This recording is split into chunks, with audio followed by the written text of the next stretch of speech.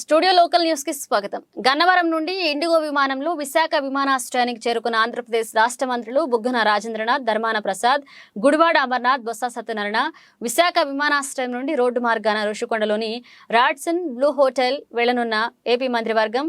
ఋషికొండలోని రాడ్సన్ blue హోటల్లో జరగనున్న skill అలాగే ఏపీ గ్రిడ్ 2 కార్యక్రమాల్లో పాల్గొనున్నారు అమర్నాథ్, అలాగే బుగ్గన, బొత్స సత్యనారాయణ, ధర్మాన ప్రసాద్.